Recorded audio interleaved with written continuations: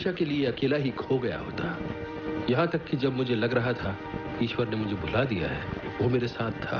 और जब मुझे लग रहा था कि उसे मेरे दुख दर्द की परवाह नहीं है, तब भी वो मेरे साथ था। और जब मेरे बचने की कोई उम्मीद नहीं रही, उसने मुझे आराम दिया और फिर मुझे उसने अपना सफर जारी रखने का संकेत दिया।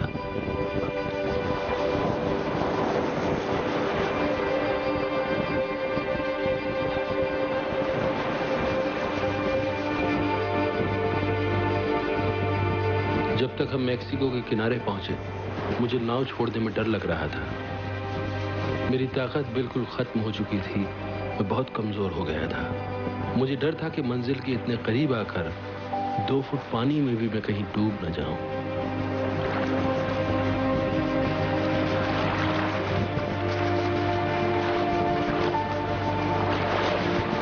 बड़ी मुश्किल से मैं किनारे पर पहुंचा और रेत पर गिर पड़ा।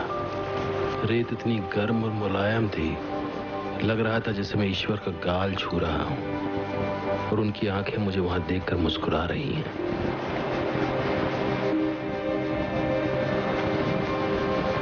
मैं इतना थक चुका था कि हिलना भी मुश्किल था।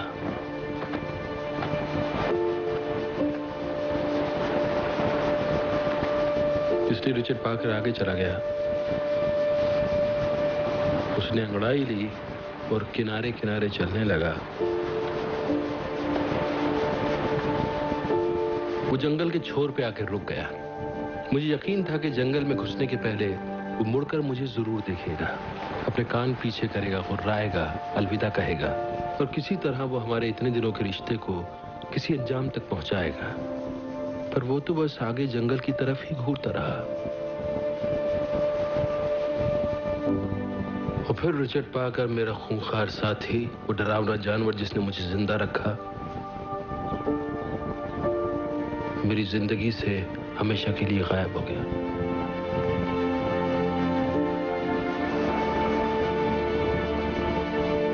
कुछ घंटों बाद मेरी नस्ल के एक सदस्य ने मुझे देखा। वो अपने साथ कुछ लोगों को ले आया जो मुझे वहां से उठाकर ले गए।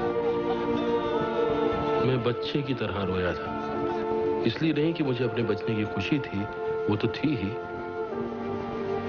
मैं रो रहा था क्योंकि रिचर्ड पाकर मुझे इतनी बेरुखी से छोड़ गया था। मेरा दिल टूट गया था।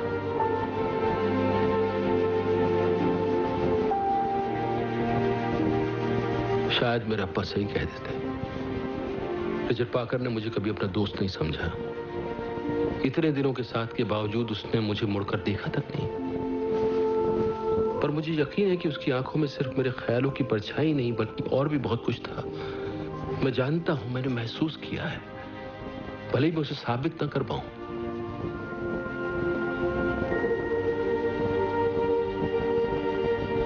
मैं कितना कुछ पीछे छोड़ आया हूं, मेरी फैमिली, जू, इंडिया, आनंदी। मैं समझता हूं कि आखिर में सब कुछ जाने देने का नाम ही जिंदगी है। पर सबसे ज्यादा तकलीफ तब होती है जब आपको अलविदा कहने का मौका नहीं मिलता। मैंने अपने पिता से जो भी कुछ सीखा उसका कभी शुक्रिया अदा नहीं कर पाया। उनके दिए हुए सबक के बिना मैं कभी जिंदा नहीं बच पाता। मुझे पता है रिचर्ड पाकर एक शेर है, पर काश मैं ये कह पाता कि अब सब ठीक है, हम बच गए। मेरी जान बचाने के लिए शुक्रिया। आई लव यू रिचर्ड पाकर। तुम हमेशा मेरे साथ रहोगे। ईश्वर तुम्हारे साथ रहे।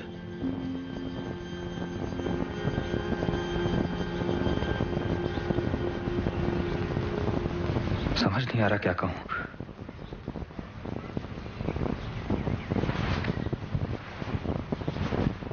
वैसे यकीन करना मुश्किल है ना?